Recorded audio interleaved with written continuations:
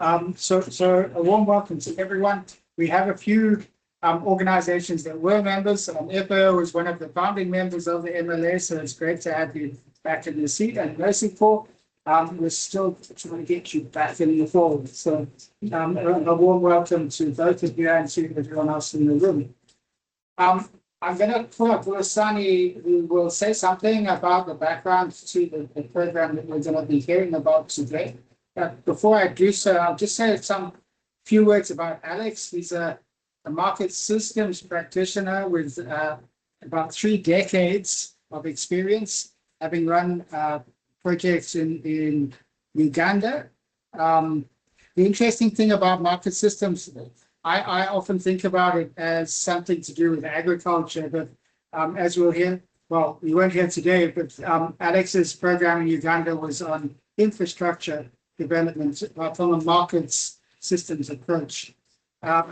Also worked in Malawi. I think that was more agricultural based. That's Zambia, and now Zimbabwe. He started off his career with practical action. So quite a long time to be in that. So Vulasani, would you like to just come up and say a few words? I think you did a good introduction for Alex, so I want to introduce Alex for the program, but I wanted to take advantage of this opportunity to just tell you about the seed work that we are doing, that we've been supporting in Switzerland over the years. My name is Vulasani. I'm from the Embassy of Switzerland. So over 30 years, we have been working on the seed space, at the seed chain, looking at both the formal and informal seed system, which is critical for smallholder farmers. We have supported, even in the region, the harmonized seed regulations, which ensure that seed can be exported from one country to the other. We were the pioneers in developing the SADC Seed Center, for example, which is in Zambia, with other donors as well. We have worked in the maize value chain space as well, where we supported organizations like CIMIT that were working with different seed companies to ensure that there's new germplasm of maize in the region, not only in Zimbabwe, but in the SADC region.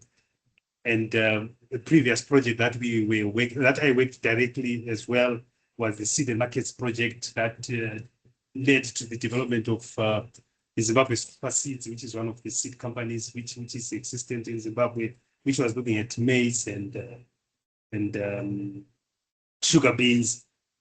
And then we diversified, and then we were looking at small grains and legumes. That's when the idea to say, why don't we develop a project that looks at the small grain and legume value chain with a strong emphasis on seed as well, but also looking at commodities, which led to the birth or development of MASAP project, which we then tendered out, and NIRAS through and CTDO, they managed to get that project, and they're the ones who are implementing. So it's been a journey for us, and seed is something that we've been passionate about, and we think we've made some inroads for now, and I hope you can also get a feel of what we've done in the seed space, especially on the formal sector as well, through MASAP. Otherwise, thank you so much.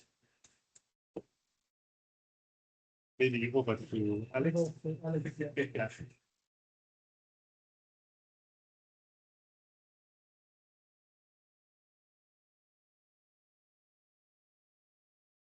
Let me try to do what I might with my confused. Yeah.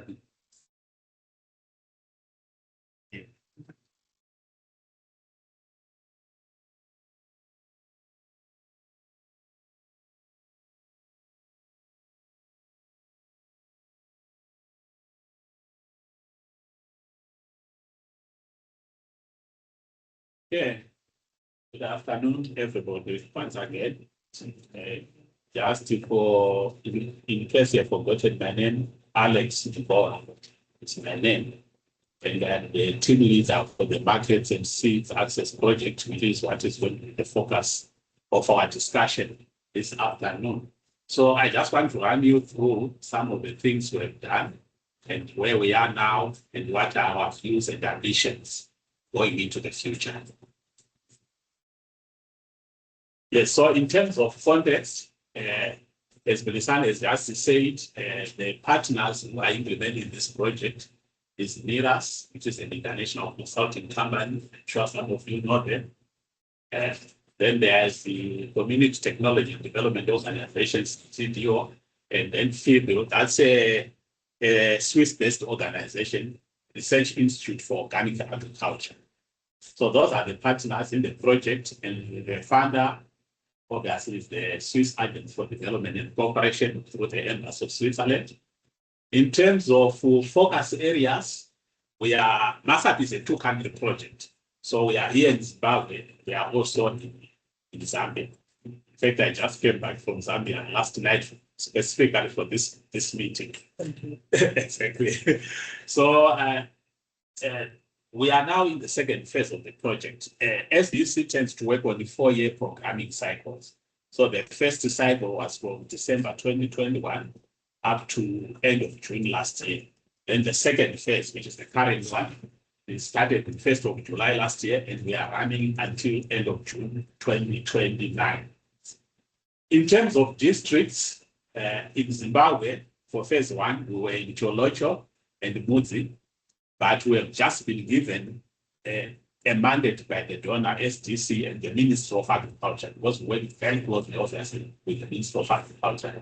We've just been given a mandate to expand our work into 2 additional districts, which is Bulera and Gobi. Yeah. And then, but that is for, like Belisane said, we work both on seed is our principal area of focus, but we also work on commodity for the same crops. So for the seed companies we've been given, it's sort of like an open check that with seed companies, we can work in any district in Zimbabwe, where a seed company is working and they think if they work together with MASAP, they can deliver more. But for those who are into commodity, we just focus on the 4 districts. Then in Zambia, we are also in 3 districts. We are in Sioma and Sesheke, those who know Zambia, that's Western Province, so at the border with Angola. And then Chipata, which is on the eastern end, on the border with Malawi. Then, sorry. Yeah, okay. So basically, if you're asking me, why are we moving this to what is phase 2 focusing? Phase 2 is basically focusing on the consolidation and expansion of what was done in phase 1. Yes, in Zimbabwe, and then in Zambia, we are still working there, but we'll be gradually phasing out by the end of 2028 for Zambia. Yeah. So in terms of the value chains, I think Belisane has already explained the traditional grains and then the legumes. For the traditional grains, we are focusing on sorghum and millets, and then for the legumes, we are focusing on cowpeas and groundnuts. Those are the value chains. So a very quick one. I know some of you might ask me a question. I've said of the expansion into the era and the COVID.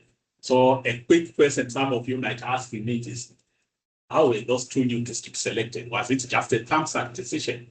Far from it. It was actually, we commissioned a consultant who did a detailed analysis and market systems analysis, so as to inform us which districts we should expand into. Just to give you a feel of how they were selected, those were the criteria that were used. MASAP works through the private sector, as you know. We don't do projects the NGO way of us going to do things on the ground. It's the private sector that does the work for us. Yeah.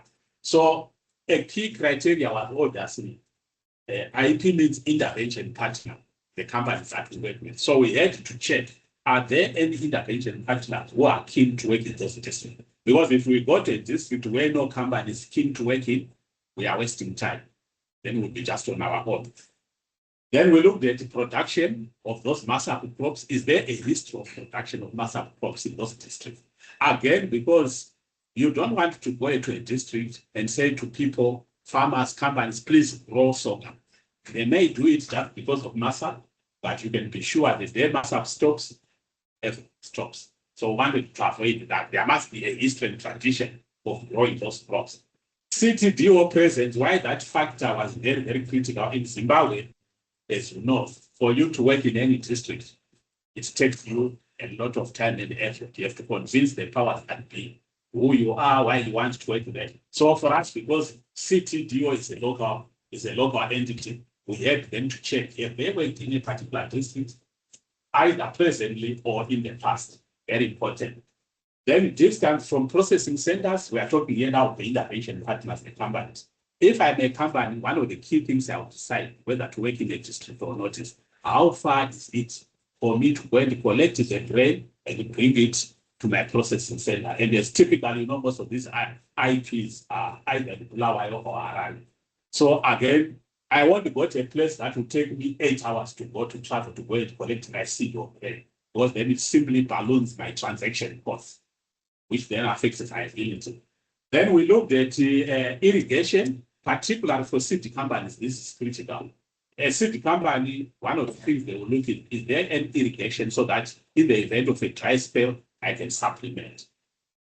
Then we looked at population density. Again, if I'm an IP, one of the issues I'll consider is what's the population density? I don't want to go and work in a district where there's one farmer here and I have to go 30 kilometers to get to the next farm.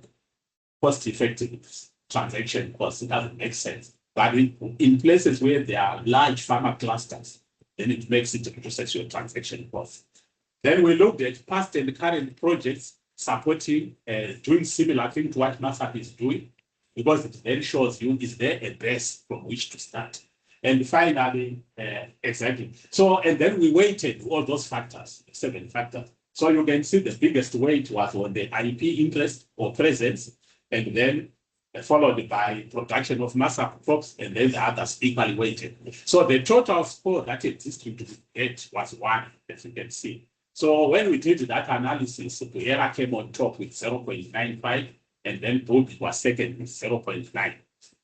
So that's how I just thought I'd give you that quick feel how these districts were selected, so that it's not just a thumbs up figure process. So going on to the project, what is our goal?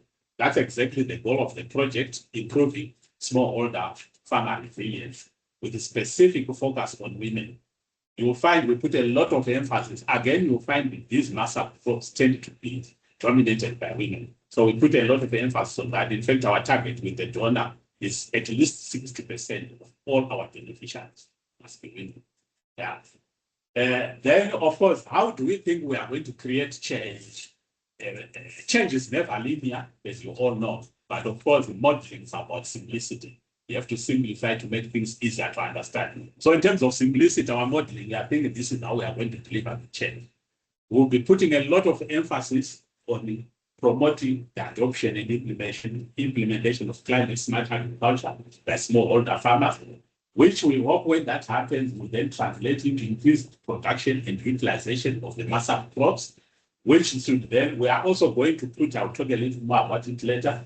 We are doing a lot of work on policy so that we end up actually getting these crops that we are promoting accepted at the national level, given the same priority like maize, for example, and the seed being recognized, registered, recognized, and traded on the open market, just like with the hybrids. So we are putting a lot of emphasis on that. Right now, as I'm talking with a team actually, which is pushing that work, they are traveling all over Zimbabwe, doing what we call stakeholder consultations, so that once we get all the inputs from stakeholders, that will lead then to the formulation of regulations to influence the national city policy for these crops. And then, of course, once that happens, that will then translate to improve the livelihoods for farmers, which is our ultimate objective. So in delivering the project, we use what is called the Market Systems Development Approach, or MSD for short. It's a jargon, but in simple layman's language, it simply means, like I said earlier on, we deliver what we do through the private sector. So before we do anything, we do what we call market systems analysis to understand what are the underlying processes of market trade. You know, the private sector, one thing I've always liked about the private sector, if you show the private sector they can make money, you can be sure they'll do it. Because that's their prime motivation. So when you find they are not doing certain things, the next question you must ask is, why are they not doing it? And typically, they don't do it because they are what we call underlying forces of market value. So that's typically what we then try to address in our intervention.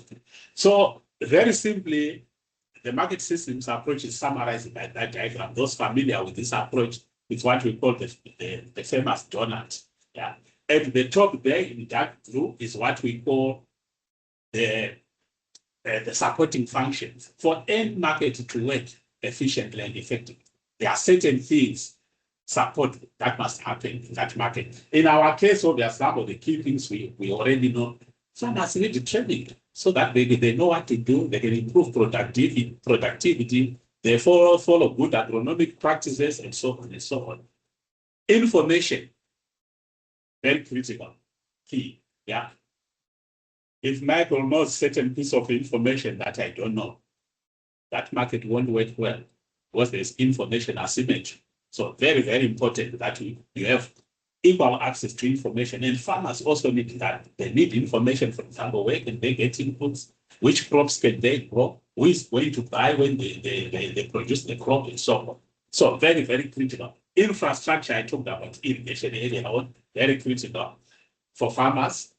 Farming inputs, access to inputs, and machinery for mechanization. One of the things we're actually pushing a lot on now is farm mechanization for these farmers. For example, one reason why you find farmers have not traditionally not been keen to grow these crops is the labor involved. Yeah, growing sorghum, all the time it takes, then the threshing and so on. So by introducing simple technologies like threshers, for example, where farmers would take a week to thresh a ton of sorghum, now they can do that in half a day.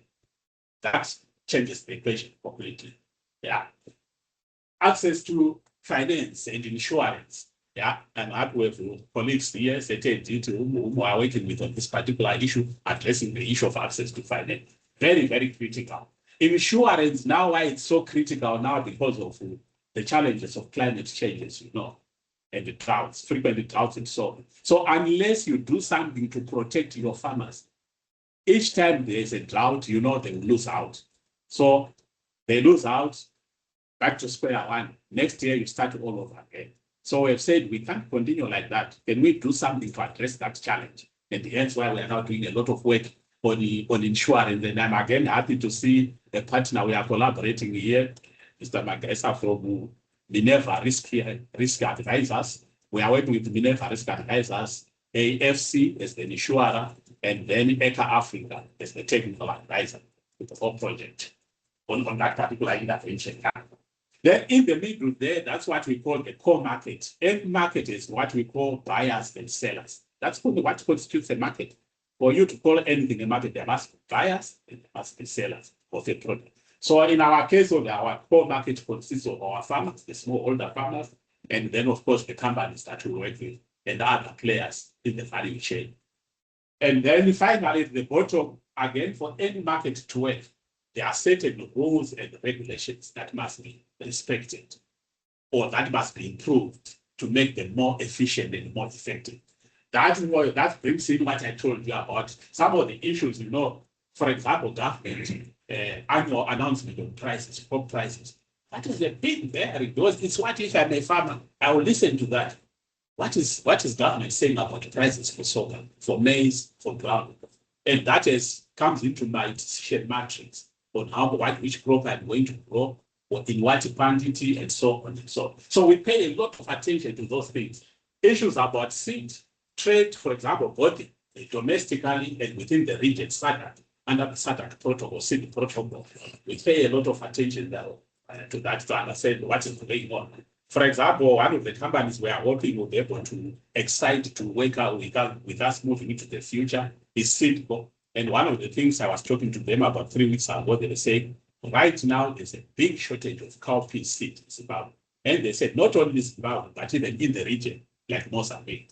So we have to understand all those issues in deciding what to do.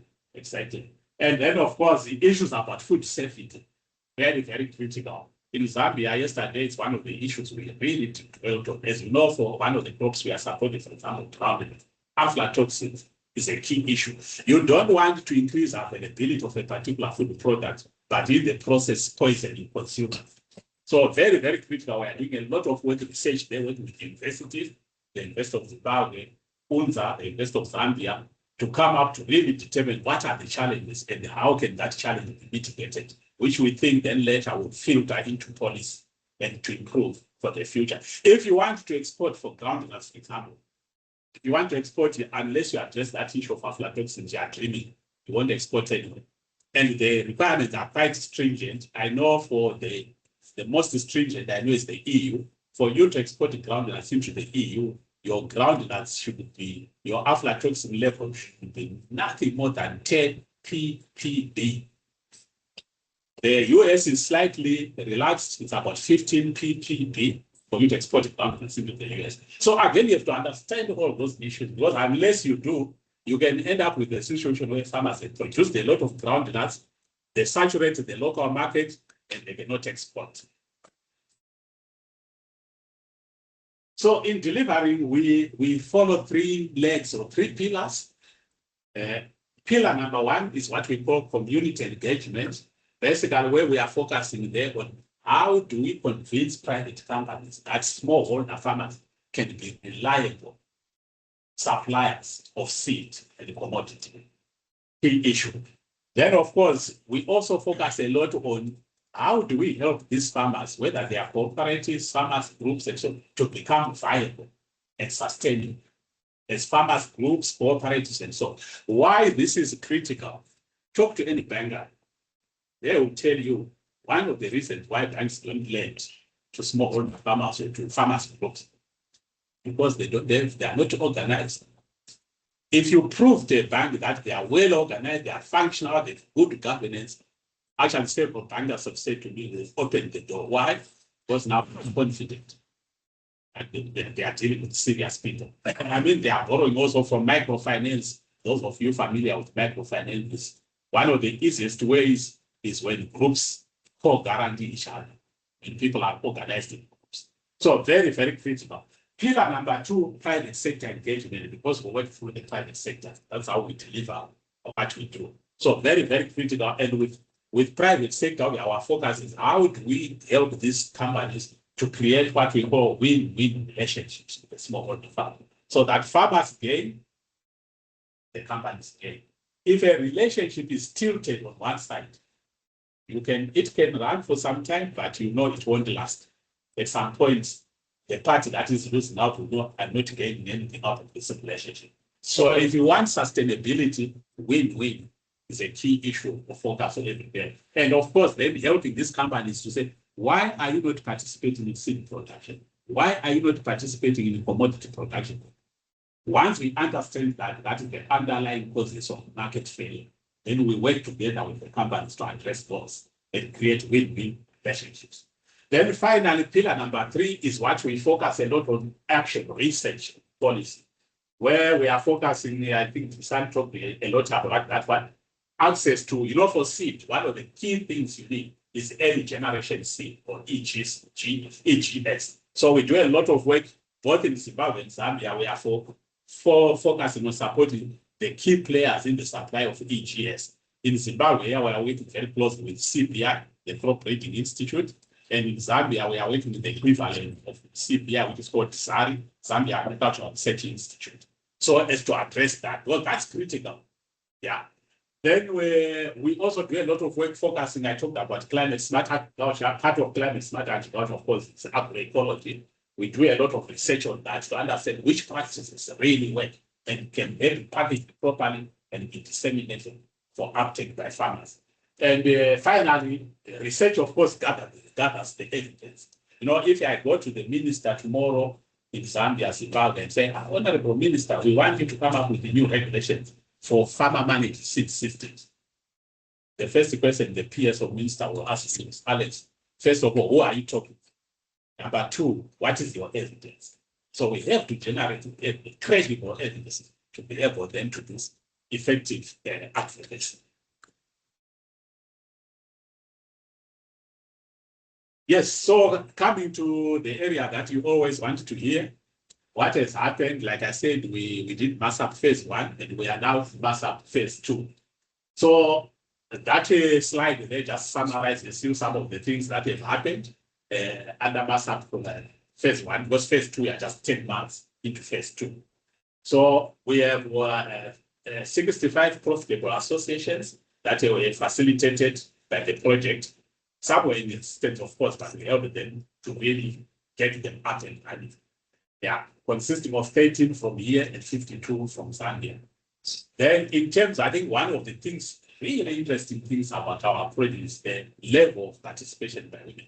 Almost 80% of the participants in all the work we do, in the trainings, participation in production, it's actually women. This is really, really impressive. And then we do also a lot of training on what we call we call gender and action learning systems. So again, with almost all groups, 100% participation by all the groups that have been trained. Yeah? And some of the key training areas are those ones listed there. There are a lot of points of information regarding what as key business, financial management, contract management, and so on. Yeah. On-farm processing technology, dissemination of those, like I said, all focusing on things like threshers, two-wheel tractors, and trailers. And of course, we don't give these things for free. That's the contracting type for market systems development adopt. So we insist that any beneficiary, a group of associates must contribute at least 20%. That's what we typically call taking skin in the game. We don't want somebody just to do something because MASAP is offered money. Then you know it's not sustainable. Yeah. So it's creating a lot of benefits happening now. Farmers, some of those groups are now able to actually make significant money by providing services to other farmers like tillage services, threshing services, and so on. So in terms of farmer reach, the numbers, again, you can see the numbers there. Of course, I think one thing that will strike you there is why that huge difference between Zambia and Zimbabwe. I'm sure you will answer that question for yourself. It's all to do with the business environment and everything. And how easy is it to get companies to agree to work with you and be able to get farmers to contract farmers? The business environment is key. Yeah. I remember being asked this question actually at the launch of MASAP Phase 2 by the chief director, Ms. Dr. Bishwa. So, Alex, what is going on? Why is the number for Zimbabwe so low compared to Zambia? But we are doing everything we can. We hope by getting more companies to come on board as we move forward, we should gradually get Zimbabwe to play the game as well and make an effective contribution.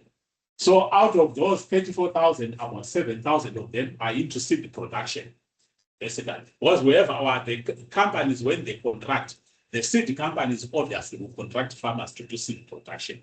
Like, for example, we are working here in Zimbabwe, we are working with National Tested Seed and Tosec for Satamatura. Then those who are into commodity aggregation and processing, the likes of England breweries who we are working with, Buntu Foods and so on, then they contract farmers obviously to produce the commodities for them. Yeah. Then in terms of the companies, that is what we call the partners, the partners that we work with. We have a total of 30 that we've been working with so far. In August, we are continuing to contract more farmers. We hope that by the end of MASAP Phase 2, we'll have contracted a lot more farmers. Yeah, a lot more companies, sorry. Yeah.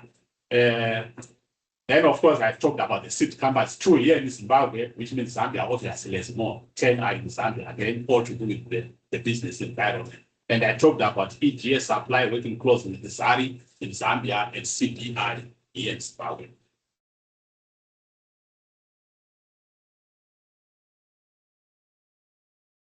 Yes. So on policy, what have we done so far? Our real focus for both countries is coming up with a framework so that these seeds of these crops get legally recognized, registered, and can be traded on the open market, just like the hybrids. So that key focus area, we started that in Phase 1, and we are continuing with it. We are hoping in the next year or so, hopefully we have completed that and get the national seed policies for both countries amended to reflect that, what we want to see happening. Like I said, for Zimbabwe, right now there's a team going countrywide doing the consultations, stakeholder consultation. I think the good news about what we are doing in this area is the support from the two governments, the government of Zimbabwe and the government of Zambia. I remember 2 weeks ago talking to people at the Ministry of Agriculture in Zimbabwe. And you know what they said to me? They said, Alex, you are so lucky. Your MASAP is doing the right things at the right time. Why? Well, they said this issue of getting these crops raised in terms of their status at the national level in our agriculture sector is a top priority right now for the government of Zimbabwe. Top priority for the government of Zambia. Actually, in Zimbabwe, both the PS and the minister have said to us, if you guys can make a success of this, you have also helped to change our CVs. That's how critical it is. So that's really what we are focusing on. Then in Zambia, we are focusing on there's what is called the Plant Varieties and Seeds Act in Zambia. So we facilitated a lot of the stakeholder consultations. What is currently happening in Zimbabwe is already happened in Zambia. And now that act has actually now in Parliament. In fact, as I talk, it should have been going for discussion in Parliament this month for amendment, so that the amendments are done. Unfortunately, as you know, Zambia is going into an election in August, so Parliament is going to be dissolved next week. So they've said, but they've assured us, as soon as the new Parliament comes in September, that will be one of their top priorities. Get that amendment. If you forget anything else I've said to you, if you remember that slide, I think that would be, I would call it the key takeaway from this meeting. We learned a lot of lessons in the phase one, and we have now leveraged on these lessons to try to improve what we are doing in phase two. You know, they say, unless you know your history, you don't know your future. So what were some of the key lessons we learned? The devastating 23-24 drought. Yeah. So how have we responded to that lesson? Number one, intensification of use of climate smart agriculture practices among farmers. Number two, weather-based insurance. Two key things. And like I said, we have the people with us here so that we know I'm not just bluffing, who are actually supporting us in this process. If you want more questions on how it's working and so on, Mr. Magaisa is with us here. He can, I'll be more than very happy to explain the details. So we have started initially by helping the companies to insure their inputs, the inputs they deliver to farmers, so that if there's a drought this year and everything fails, at least the company is able to cover those inputs and can go back to the farmers again next season. But we are hoping, talking to our advisors, Minerva, ECA, and the AFC, that if this pilot works well, which it seems to be working very well, we are hoping we can then extend that even directly to the smallholder farmers themselves as well, those who want also to insure their crops. Key lesson number two, seed companies we found in phase one, which I talked about the business environment and so on, we're not very keen to work in the multi and geology, saying, guys, it's not viable for us to get work in multi and geology. So how have we taken that on the lesson, that lesson? The good news is talking to our donor, who is very flexible and understanding of these issues we're talking about. They then said, guys, since seed companies are usually keen to continue working where they've been working, where they are making money, don't force them. What you can do is, if a seed company is working in a bullet, and they tell you, if MASAP will come and work with us, we are going to double the number of farmers, smallholder farmers we are working with. We are going to increase double our tonnage and so on and so on. Then please go and work with them at district. So we have taken this and what we call a district agnostic approach with seed companies. So that's just for seed companies, but for the commodity companies, we focus on the four districts, Mudri, Cholocho, Ubi, yeah. Another key lesson, access to finance, limited access to finance, leading to cash flow challenges for the companies, both for OPEX and CAPEX. So what have we done in the reaction to that? We then signed an MOU with the Zimbabwe Agricultural Development Trust, the representative with us here. And what that does then, through that facility, they then facilitate access to finance for all our companies through commercial banks. And what we are hoping to do is over time, banking and giving a loan, those of you who have done a bit of work on banking and finance, it's all about trust. That's what it boils down to. If I don't trust you, Michael, no matter how good your project is, I will not give you money. So we are working through this relationship. Over time, these companies will start building those solid, strong relationships with the banks. And then they'll say, the banks will say, now we know you're a good company. When we give you our money, you pay back and so on. And hopefully that will also lead to reduced interest rates. Again, the interest rate you pay when you go to your bank is based on your risk profile. If I think you are very risky, I'll charge you high interest rate. So we are hoping gradually that will enable these companies to get prime interest rates from their banks. Yeah. Then we learned also the issue of delays in buying. Some of the IPs, they contract for seed, for commodity. Farmers say, we are ready. Like, I think starting this month, a lot of companies say, Company X, NTS, can you come and get your seed? The NTS says, we will come, but not tomorrow. Of course, what that does is it discourages farmers for the future, whether to go again or not. And typically, why companies do that, it's not because they don't want to pay. The bottom line is cash flow. So if you can do something to help companies to improve their cash flows, particularly at critical periods of cash requirements, then that makes a big difference. And hence that issue again of facilitating access to finance. Then last but not least, we learned that part of the reason why a lot of farmers were not growing these crops is demand. One reason why I would grow anything on the market as a farmer is who is going to buy that for me? And part of that is to say, can we try to create one way of creating more demand for these crops is, can you expand the range of uses of these crops? Yeah.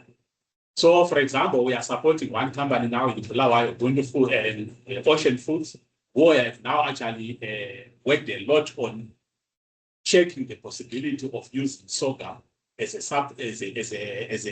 an alternative to maize in stock feeds. So we are hoping when those things like that happen and more companies get to understand that and take up sorghum, that on its own will then automatically boost the demand for the crop. So we are doing a lot of work working on that, even also doing a lot of the academia research to see what new products can be developed for these crops. Yeah, so we are working, for example, with the MOAST, University of Science and Technology here in Zimbabwe. We are also working with the UZ. We are working with the University of Zambia, UNZA, in Zambia, and so on. It's all part of that effort to really boost the demand for this crop. So critical lessons we have learned and which we are now applying to really help us to improve and expand what we are doing in phase 2.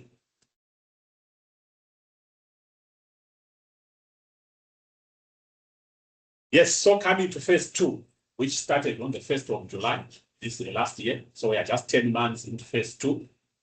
Very quickly, that's what has happened over the last 10 months. So in Zimbabwe, we managed to contract 6 intervention partners or companies that we are working with, doing the work. And so far, those companies have managed to contract this season 2,093 smallholder farmers. Yeah. In terms of hectares planted, the crops obviously, like I said, it's basically focusing on the MASAP crops, sorghum, millet, cowpeas, and groundnuts. And then key things that I've already talked about, I don't need to repeat, facilitated that financing facility for companies, which is up and running. Also facilitated the crop insurance facility, which is up and running.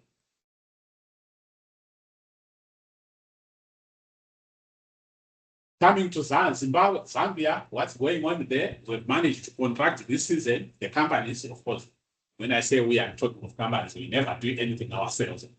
Our life is very easy. Our role is facilitating. Yeah. So the companies have managed to facilitate 9 companies have been contracted in Zambia. And there you can see again the difference. They managed to contract 14,796 farms. Zambia. for this season. Yeah, heritage planted, you can see over 3,000 hectares, almost 3,500 hectares planted by the contracted farmers. With access, regarding access to insurance in Zambia, we have signed an MOU with what is called the Zambia Credit Guarantee Scheme, which again, it almost does what ZATT is doing here locally, facilitating then the relationship between the banks, the commercial banks, and the companies. And we want that relationship eventually to also expand direct to the smallholder farmers themselves, so that farmers can also borrow in their own right. Yeah. Then in terms of access to insurance, again in Zambia, we have signed an agreement with what is called the Zambia State Insurance Corporation, ZICC, which is working with ZEPRI as the reinsurer under COMESA. They are the reinsurer. Yeah. And we have one of our IPs in Zambia, Penio Agro, a seed company. They've now actually running a pilot with 1,000 outgrowers that they've contracted this season.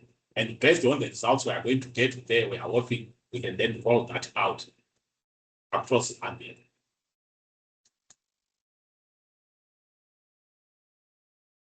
Action research to date, what are we doing so far? We are working very closely with what is called the Kasisi Agricultural Training Center in Zari. I talked about Zari area.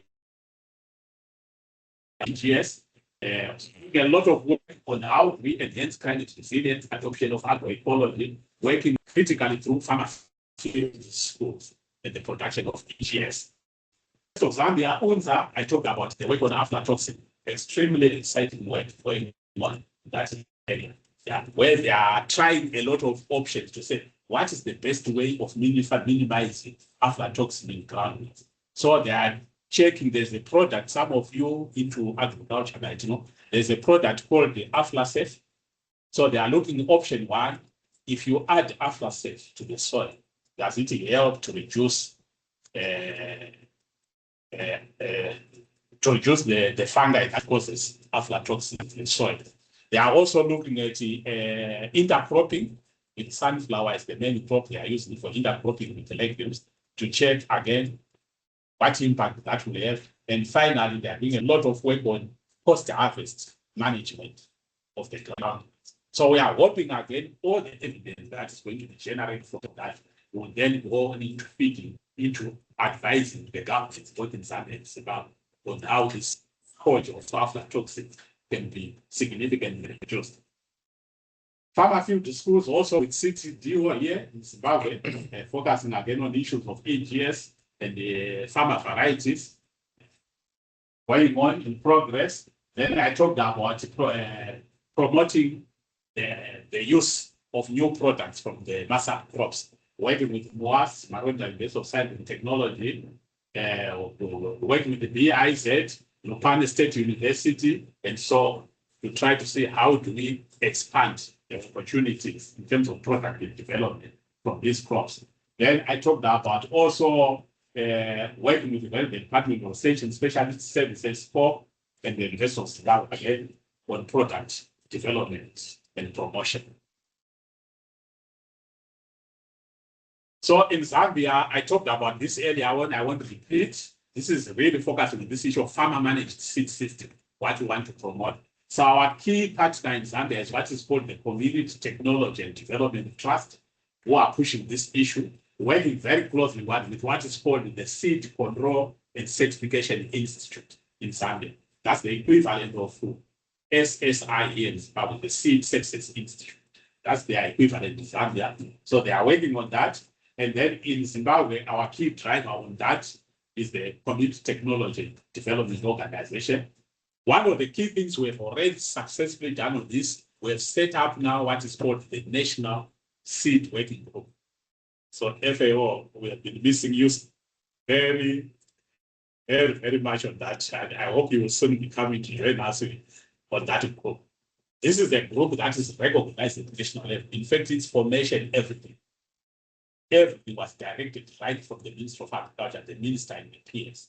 So that group is in place now and working, and it's part of what's now pushing, doing this nationwide consultation to come up with regulations on the MASAP crops. So that is work going on in process. And we are hoping, and last but not least, this will excite you, because of all the work that Zimbabwe has been doing on promoting these crops and seed, as Bilisani said, I think the AU, African Union, has recognized us, has recognized that Zimbabwe seems to be doing a lot of work in that area. So why not recognize them by holding a continental conference in Zimbabwe, where the AU is going to launch what they call the Farmer Managed Seed Systems Policy. If you have nothing to clap, I think you need to clap for this one. So this is going to happen. The dates have already been set, 5 to 8 October. I think we will, through Michael and the MLA, will let you all know. But the best that it's confirmed, 5 to 8 October. We'll let you know, of course, the process of preparations getting full swing, so that we get to know what will be the venue, what will be the issues that will be discussed later. But I think this is really recognition from the AU that Zimbabwe has been pushing this. And now, adding that the UC part also, the AU, is also planning around at the same time to hold a seed summit, a continental seed summit. And what has happened through the Ministry of Agriculture, Zimbabwe is now placed a bid to the AU to say, since we have this launch in Harare, why can't you allow Zimbabwe also to host the seed summit? So Zimbabwe has already submitted this bid, and if it comes through, it's accepted, then it's even bigger. All the eyes of Africa will be in Zimbabwe, because that will then involve the heads of state coming for that as well. And we are actively involved in all the preparatory processes. We are part of the preparatory committee, and actually through SDC, MASAP will be putting in some money also to support that whole process. So I told you at the beginning that MASAP uses what we call the market systems approach. If you didn't understand what I said earlier on, maybe this is your chance now. Market systems basically say you want to create systemic lasting change in a market. You don't want to enter a market today and leave it as it is today. When you finish, you exit. Then you have done nothing.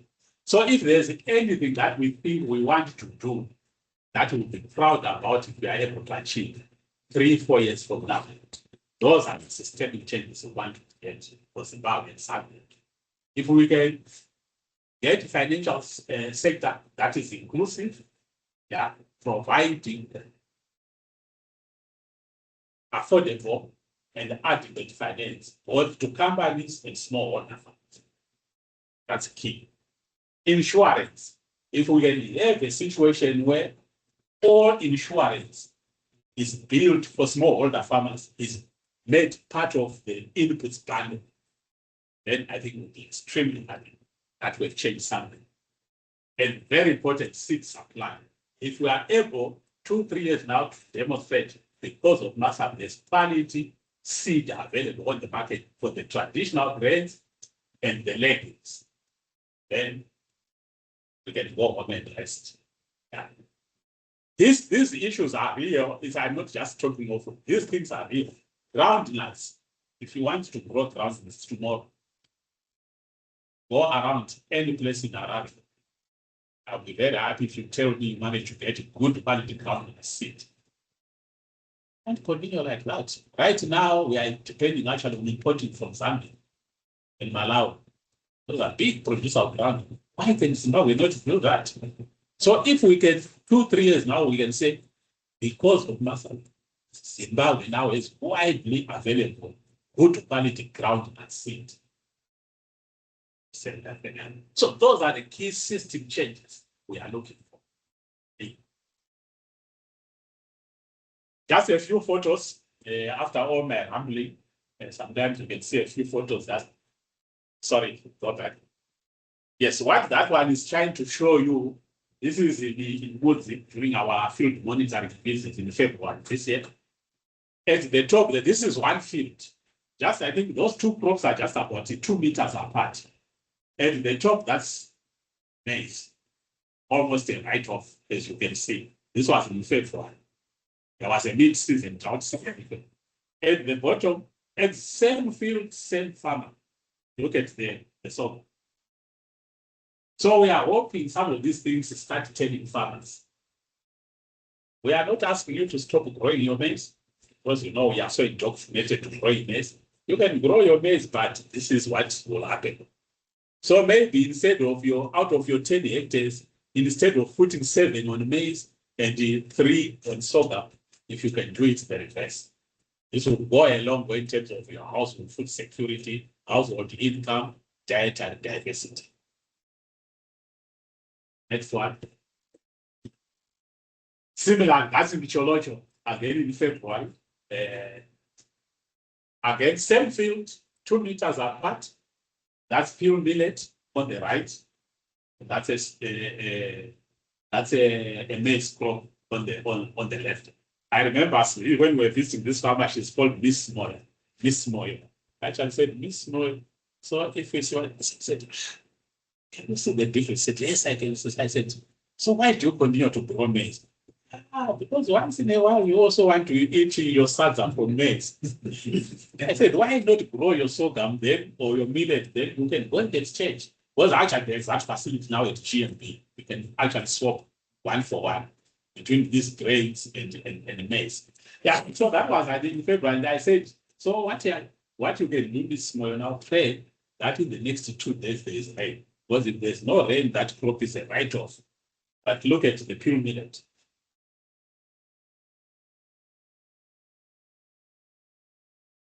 Then crossing the Zambezi into Zambia, that's a sorghum crop in one of the districts contracted by one of the farmer companies we are working with, Acre Plus. That's in Sesheke district, towards the border with Angola and Zambia. You can again see the condition of the crop.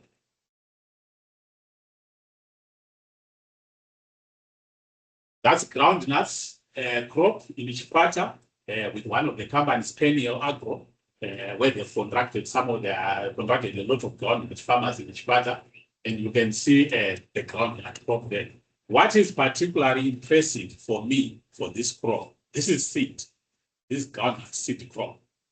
Anybody who has worked on seed, one of the key things is for you to follow protocols for seed production. And one of the key protocols in seed production, your field must be clean, like this office.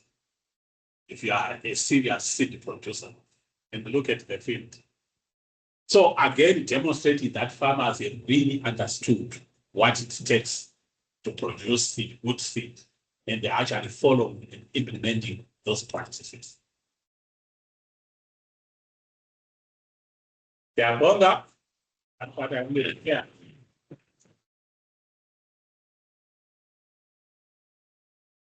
Any questions?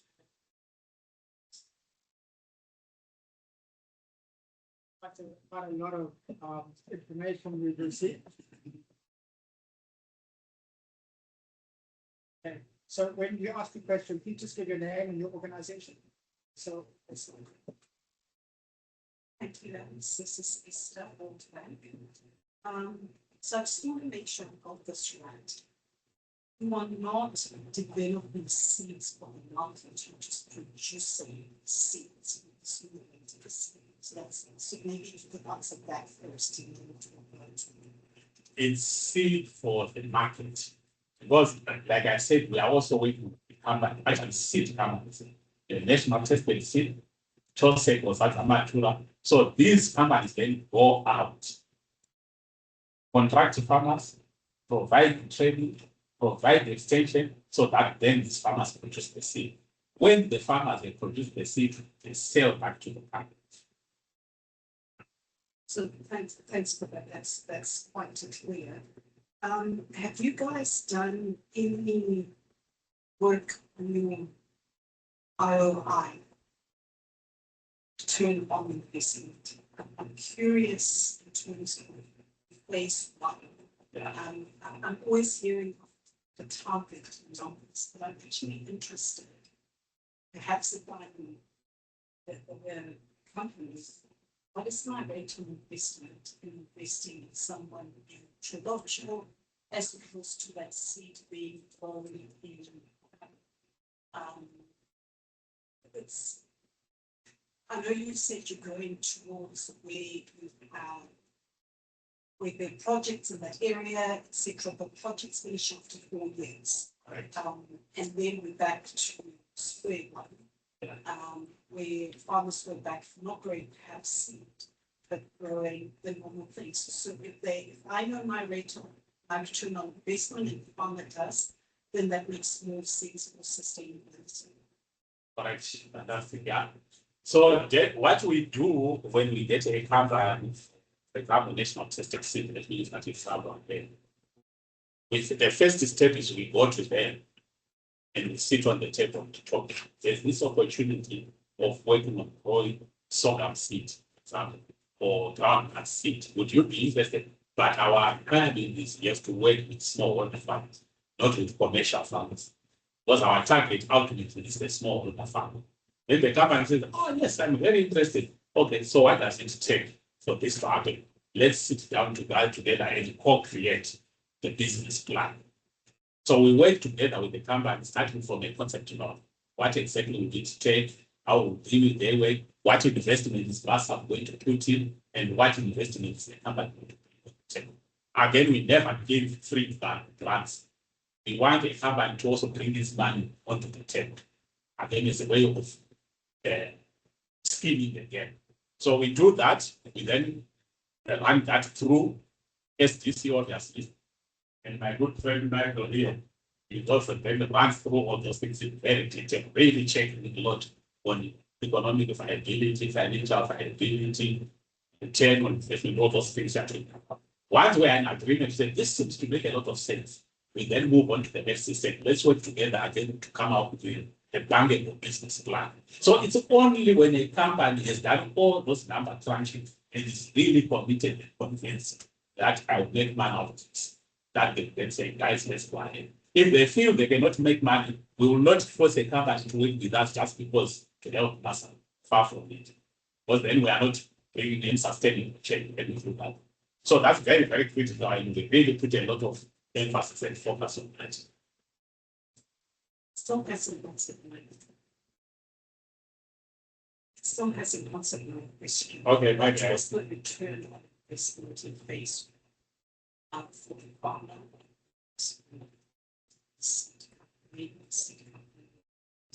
Things that really I'm interested in knowing that farmer dealer is going to continue for the next 10 years because in phase one, made a smart and from it phase two, etc. Yes, so okay. Maybe I not said the way you wanted. I can hear you. Yes, we do that analysis obviously both for the companies and for the smallholder farmers. Maybe Taban, do you want to come in on that one? Yes, thanks for that question. So, MASAP, like Alex said, has been in existence. The first phase was around 3.5 years, right? Where you'll agree with me, we had, I think, 2 successive seasons of the trials. And in the final year, we had oh, sorry. Yeah. In the final year, that is 2020 Or 25. 24-25. 24-25 season. That way we had quite significant amount of rain, and we had our farmers really getting to harvest something. So in our analysis, we don't ignore the last 2 years because the farmers had totally write-offs in the previous years, and we also cannot have zeros there. So we balanced our incomes because you'd like to strike a balance. But I'm also not sure that just taking that one season because you never know. Maybe the following season will be another 12. So to level that, I think we had an average of about 150 or so. We use CHF, so 85 CHF in the farmer.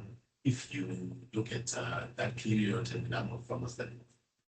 So it wasn't very, very high because of the issues that we faced.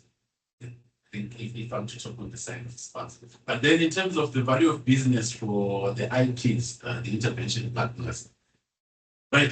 In phase one, we had quite a lot of difficulties ascertaining that, partly because, the private sector also part of their information. I think Henry, you can support me here. It was a bit difficult to really evaluate the value of business that came from the MASAP because already they've been doing other, other business that is actually there. So in this second phase, we have actually started tracking that in a different way. I'm trying to look at exactly how the indicator is like this, trying to get, but we didn't get an interesting figure on that, a figure at all. So right now, we started looking at issues to create the value of business generated in this phase two. I don't know if it's something That's clear. Thank you. Yeah, but the key questions actually are raised that these are the things we must always be tracking so that we are able to say maybe will a company, a new company decide also to say because of what I've seen with company X, it pushes me also to invest in the production of sorghum seed. Yeah. In terms of districts, it's actually a question we agonized with when we were working on the market analysis to select the two new districts. Was I remember a few people saying, you guys, why are you going to Kuwait and Congo? Why can't you go to Koromont? I can see Esther smiling, saying exactly how you've said the same thing. We agonized with that issue. The reason why we did it, if you go to Koromont today, go to Murewa today, 90%, let me talk of 90% of the tomatoes only they are consumed in Harare are coming from Murewa. So you go to that farmer there and say, stop growing your tomatoes and you grow sorghum. It's a wild goose chase. They will just not grow that for you. Why would they grow sorghum when they have to wait 9 months to get a harvest when they can grow tomatoes and they get money after 2 months? So you have to that delicate balance between the regions and crops and what is suitable in a particular area.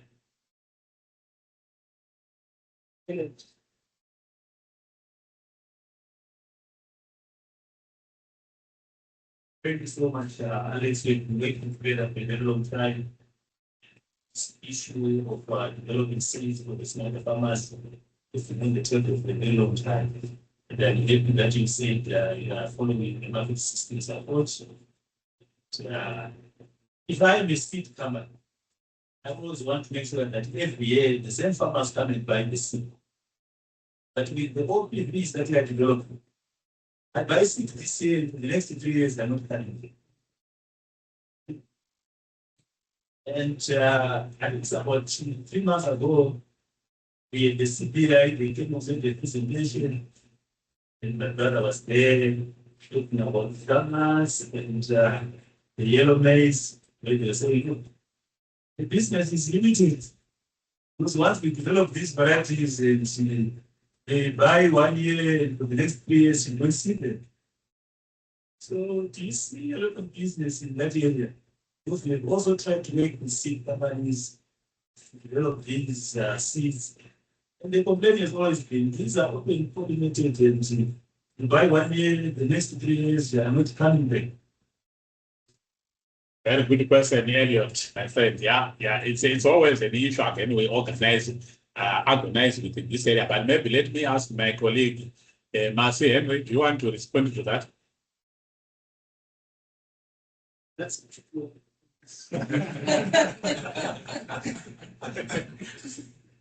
Yes, Esther, you're very right. It's a tricky one.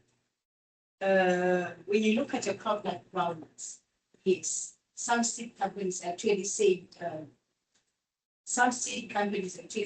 not interested in taking out the groundnut farming chain because one of that retention issue, and also on the handling aspect when you look at the groundnuts seed pot, which is quite fragile.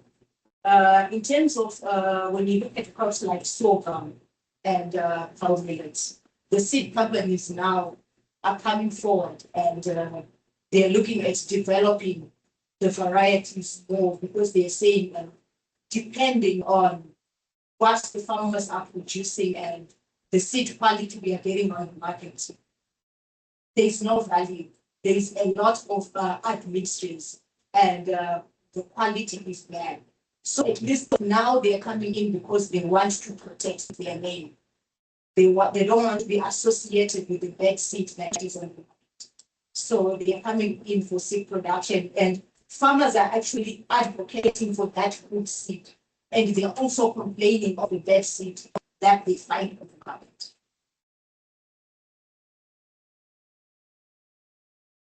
I was waiting for these questions. That's not a question. It's actually been a response to observation from just the field. I think this scope is business. In these vulnerable areas, the district where MASAP is working, these are national districts which are about 405. Every 2-3 years, we've been involved with wide scope of seeds supplying the farmers is not anything to plant. So it's scope for business. Because every 5 years, we have at least 2-3 droughts which are this with the farmers get seed, in as much as we are hoping this. So I think in that respect, there is business. Then if you look for things like crops like groundnuts, the farmers select the good seed. That's what was talking about. Mixing between plant crops. So from a business perspective, yeah, I think it's too small. But when the seed is wiped out, so are the cash resources. And so there's the business. They've got what's very well in this. And kids remittances. Let's not underestimate the remittances. If you look at the rise in local remittance companies in Zimbabwe, this is anecdotal information that I've just been looking at.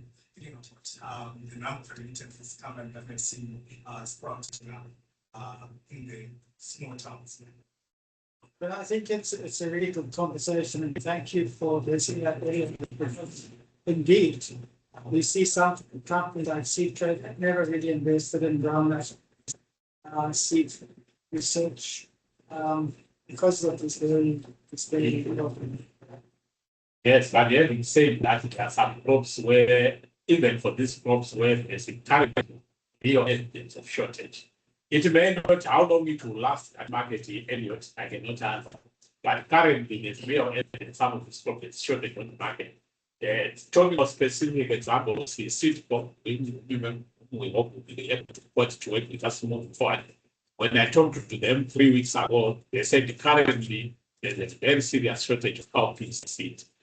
Not only in Zimbabwe, but even in neighboring countries like Mozambique. So hence why they said this is an area where the real scope for working and marketing opportunities there. I talked earlier on about the groundnuts. I'll right now go anywhere around Harare or Zimbabwe looking for good quality groundnut seed. You'll not get it. Hence why we're actually currently depending on imported from Zambia. Yeah. So there's the thing. MASAP has had a wonderful opportunity by having one leg in Zimbabwe and one in Zambia. And I think there's massive learnings taking place in both countries. Now, Zambia, I believe, has a very robust groundnut production, seed production industry, whereas Zimbabwe, not so much. So what are the learnings there? How could, Zimbabwe become more robust from learning from what Zambia is doing? Or maybe there's no relevancy. How does that? Yes, thanks, Michael. It's really touching back, going back to the person earlier, person which we're discussing in a few minutes ago about markets. Even if I'm a seed company, one of my key considerations, if I produce seed, how big is that market? And I think that is what is really Zambia's seed market, seed market, I think has been primarily driven by two things in my opinion. Issue number one has been a very robust seed EGS production system through SARI, Zambia Agricultural Research Institute, which has made EGS readily available. Then factor number two, demand, market demand on the ground in terms of lots of companies that they are now into peanut butter production processing, and also which brings in the other issue I talked about extended earlier on, doing a lot of work on aflatoxin control to the point now where Zambia actually, I know several seed companies, groundnut companies in Zambia now, who are actually now exporting their groundnuts.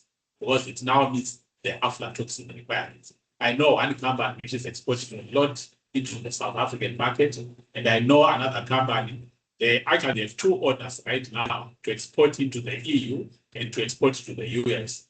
But currently, they can't even produce the quantities that are required. So if those things are put in place, I think that's really then what pushes up the demand, both for the seed and for the commodity sale. Those things being public investment, Exactly. That's a public investment. market developments. Exactly. Yes, Mr. Magalisi, by the way, he's moved from the. I didn't know. You haven't told me. I am now wearing a different, still in same. Okay, we'll talk. Good. Right. There's talk of another thing, coming. Maybe I may have to listen. There's no other thing, but are you guys geared towards the phenomenon? The super, What I want plans, I know as from the insurance table is we will assist with usual weather trade field insurance policies that maybe from finance frame of so your partners are they geared towards this unfortunate Phenomenon coming. I was not even aware of that new phenomenon coming. New threat coming. it started few times. Okay. The MASAP coming. it's still a little bit controversial, but it seems more likely to happen. Of course, I think thanks for that, Samantha. We all that then have to engage quite extend intervention partners on what are some of the mitigation measures they can put in place. Some of them were already talking about insurance in focus of the key one, or trying to make sure as many farmers as possible adopt climate smart agriculture practices, which eventually then make them more resilient and more sustainable in the event of a drought. Because, for example, when farmers really adopt and implement good CSA, like zero minimum tillage, water conservation, increasing use of manure other than synthetic fertilizers. Initially, it's a cost to the farmers, but eventually, once your soils are in a much better health, better water retention capacity, those are some of the things that will then make you more resilient and sustainable even in the event of El Nino. Yeah. Any more questions? Come on.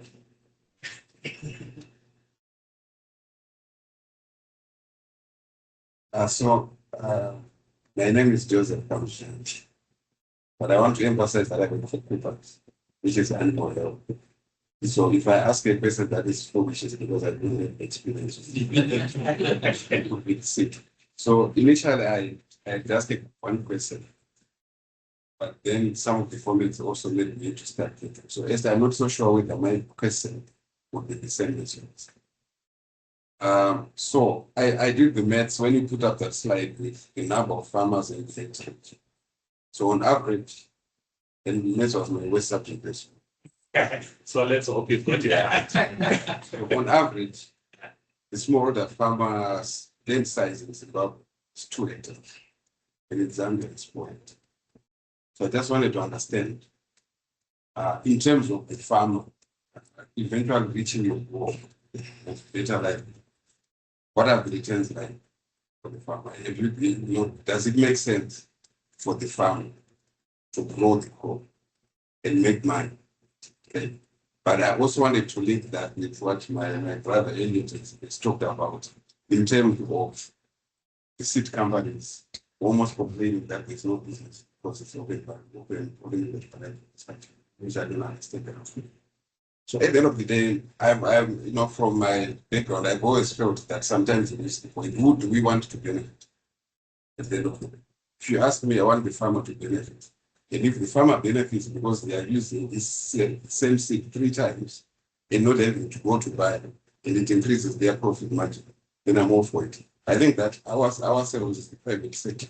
It has to be innovative in terms of how we work with the farmers. So that at the end of the day, the farmer benefits. My thinking is true. The farmer benefits, the farmer grows. There's a lot of business for everyone. And then my final point was on the issue that I'm not so sure now who raised the point about what is my production. When you're saying Zambia is doing very well in groundnuts, what can we learn from them? I'm thinking, no, why should we be worried about it? What can they learn from us about sorghum? So if we are doing well in sorghum and they are doing well in groundnuts, it's a fair deal. That's how the trade also begins to work. I think that would be one of the things that I would want to see from a project of this nature. What is the trade like between the smallholder farmers in Zambia and in Zimbabwe in terms of doing what they're supposed to do? So you don't have to respond because I don't think the question is really. No, yeah, forcing me to respond to Joseph. Oh, well, I know, very good point you have said, but just very quickly to say, when we do all the business plans, as to how many farmers a company is going to contract and so on, part of what we spend a lot of our time on is scrutinizing it. My friend Michael as well, is scrutinizing the gross margins for those farmers. Because again, we are saying there's no point in helping farmers to produce a crop where they are going to get a negative gross margin. Then we are wasting time. So we definitely pay a lot of attention into that. And in some cases, I just say this is not worth doing it. But of course, it comes back to your issue again. You know, we all know those who have done a bit of basic economics returns to scale. There's no question mark that in agriculture, just like in any other area, the issue of returns to scale or economies of scale comes into play as well. I know I've been one of those who have been saying a lot of things. I said, really, when you are saying a farmer is doing a quarter of an acre to grow whatever crops they are growing, except maybe the very high value horticultural crops, are you really helping that farmer to move out of poverty? So clearly the issue are raising, Joseph, that which is part of the message we are making to companies and the farmers to say, maybe starting year one with each farmer doing half a hectare. If farmers then see themselves that they can make money, ideally we want them, the farmer saying, because I want to now increase my area to a hectare. And we have a number of farmers now, Ocean Foods, Henry, you believe me or him, he will tell you where they started with farmers doing about a quarter of an hectare and so on. Now they've actually said, because we have seen what farmers can do, we want now all the farmers we work with to do at least a hectare. And we are really now talking of moving farmers out of poverty.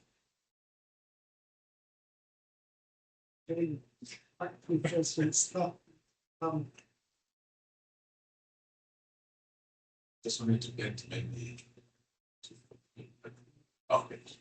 So for me, it's not a question, like just an observation to say when it comes to groundnut production for seed, maybe it's taken as a hobby within our communities. If you look at among all the crops that are grown, groundnuts is the least that is apportioned to land to farm after maybe the farming season is already known. So I think there are issues to behavior change, which needs to be really taken into account, even when we are doing our policy to regulate. Those things also should be taken into account to actually train at these growers to say we are doing this as business. It's not like you make that decision at the last moment to say I'm going to apportion this land for groundnut farming. So behavior change issues need to be really taken into context when they are doing groundnut farming. It's seed or even just commodity. Thank you very much for that. But I hear you what you are saying, which is very correct.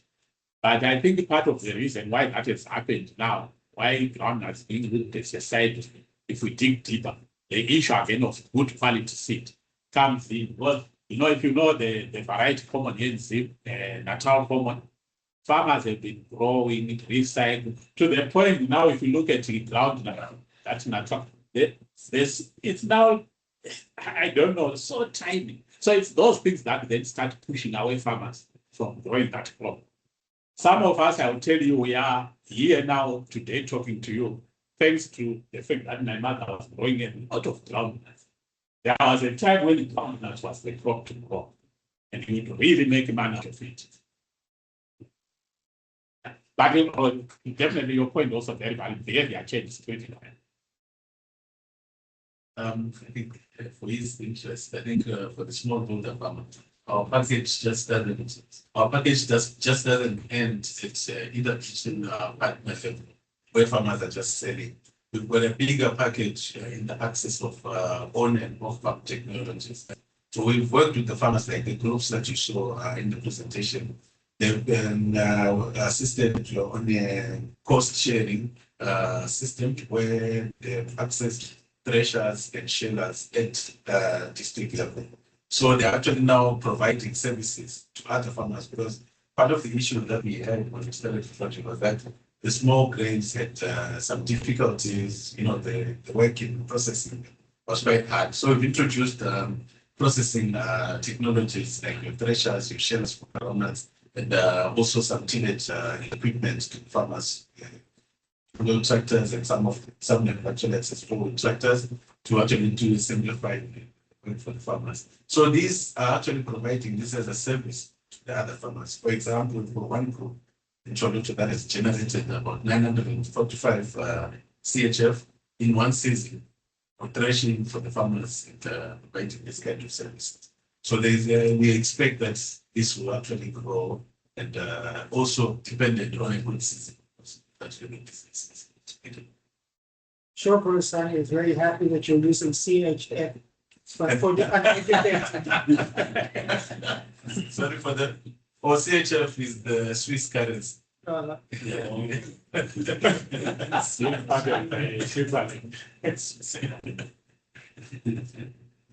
also want to add that we are also not only looking at production per se, but we are also looking at soil health, considering that when you look at our communal soils, they are very depleted in terms of nutrition and fertility. No humus, nothing. So we also have that component where we are really strong and really advocating for rebuilding of soil health to help improve on productivity.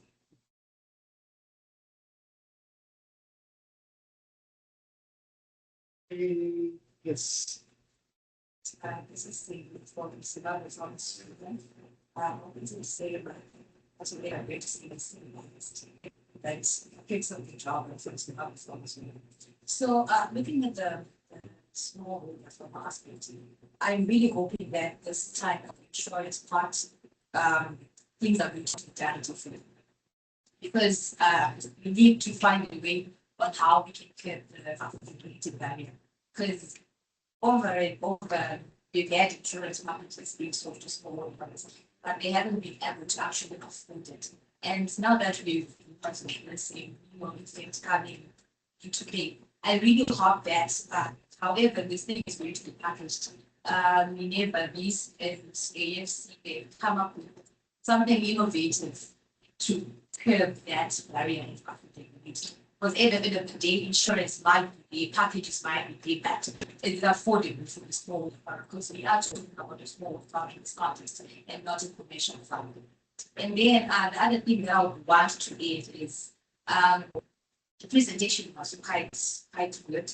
I'm happy that every value chain X is represented. But then again, looking at the small farm, we are talking more about promoting knowledge to the smallholder farmer on the production aspect of things. We spoke about having this small grades on the open market. Is the farmer getting any training, any capacity building in terms of marketing? We spoke about farmer food schools, soil health promotion, but really are we equipping the smallholder farmer on marketing knowledge systems so that by the end that this project is going to exit, they are equipped to stand on their own and participate in the open market. Right now, if we look at the live auctions that are done by ZMX every week, no smallholder farmer participates in this kind of auctions. There's massive knowledge gap that is there because I feel we beef up on capacity building in terms of the production aspect. But for the value chain to be strong and to really be sustainable, are we giving them that knowledge on everything? We spoke about giving them knowledge on prices in the markets.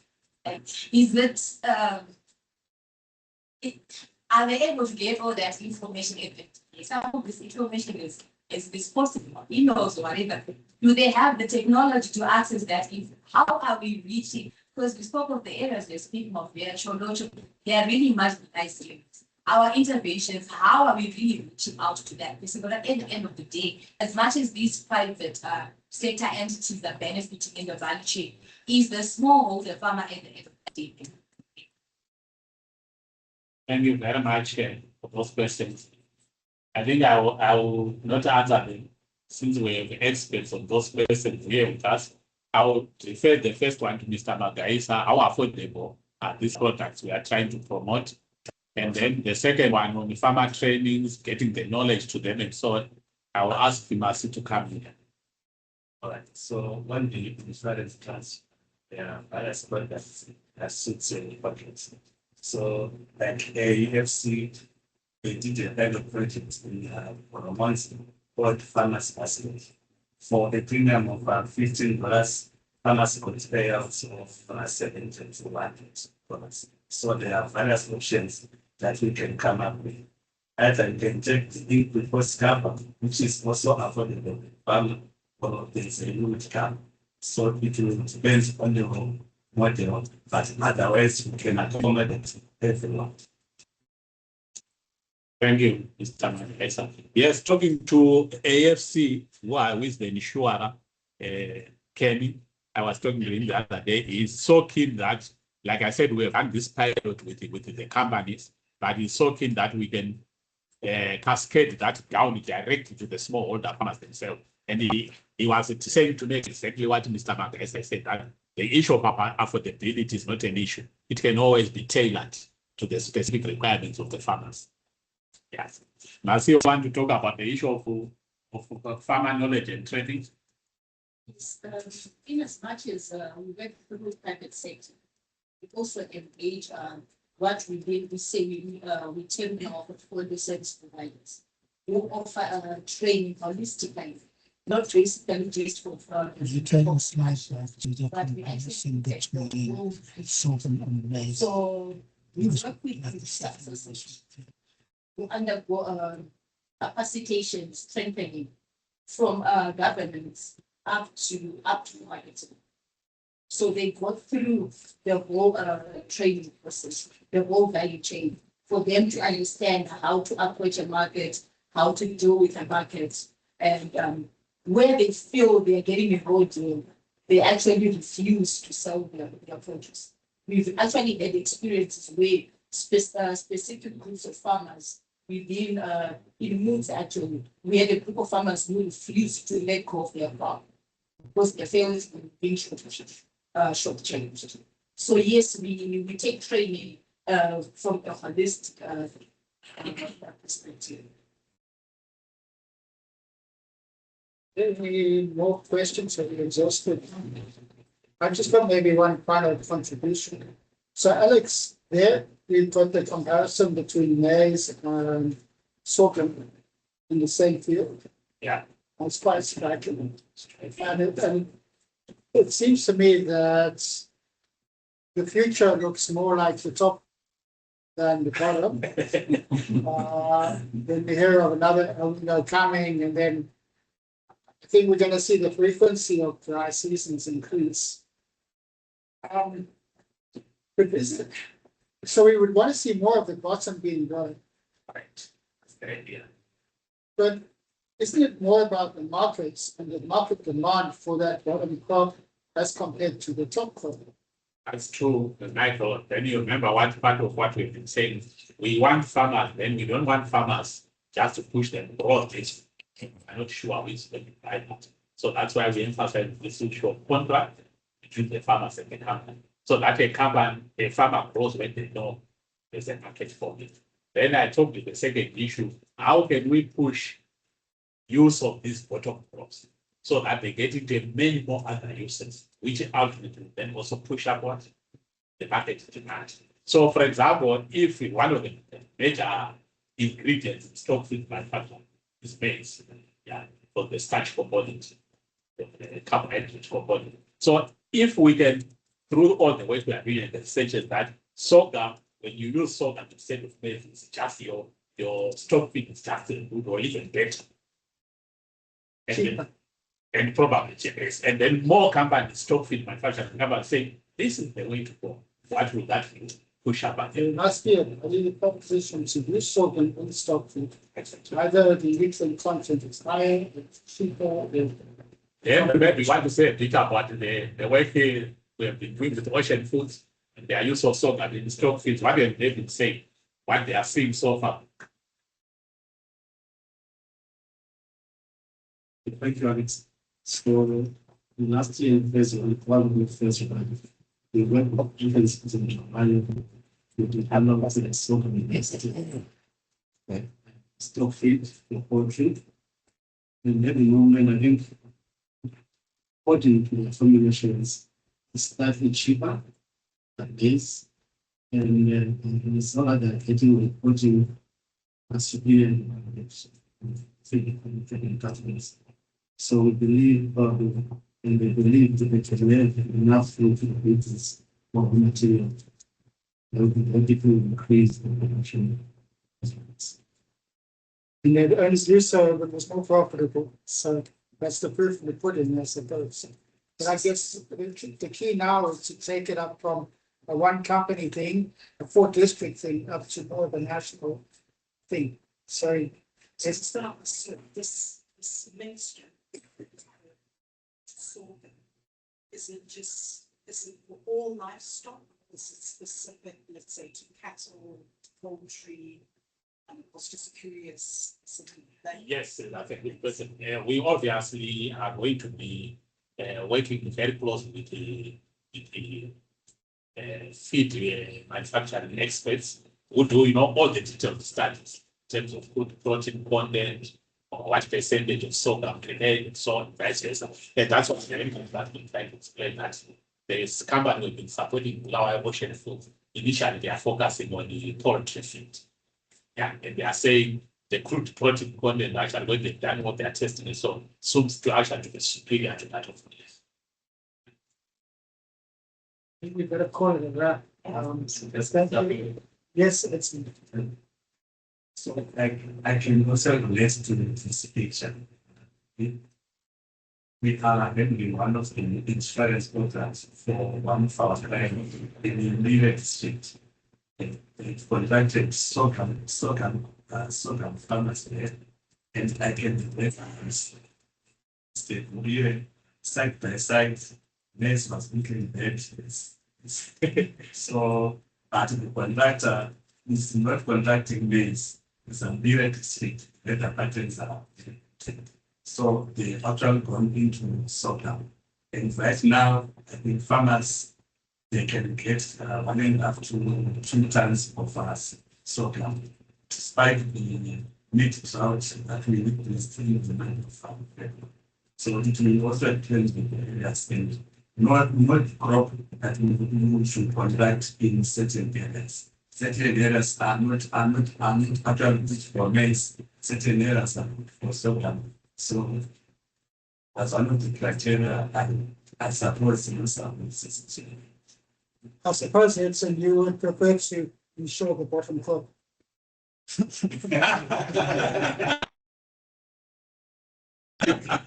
a unit district, yes.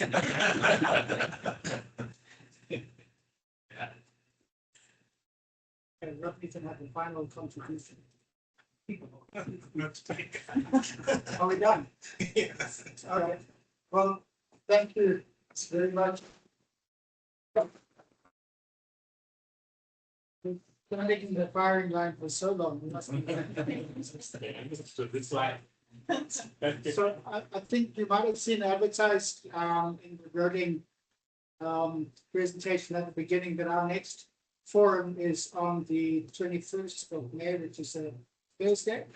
And we'll be getting FuseNet along. If the guy, he'll be talking once again, he sort of does it every year on the food security outlook. We also have Graham Murdoch from PHI Commodities, who will be discussing commodity trading from a regional and national perspective. So it'll be a really good one. I hope to see everybody there. One of the things that Gift said we will mention is the effect of the Middle Eastern crisis on fertilizer and fuel and the impact on agriculture. So it should be quite interesting. So thank you very much, everyone, for your attendance today. I was a bit nervous that we wouldn't get this because of the ZITF, but you came. So thank you very much.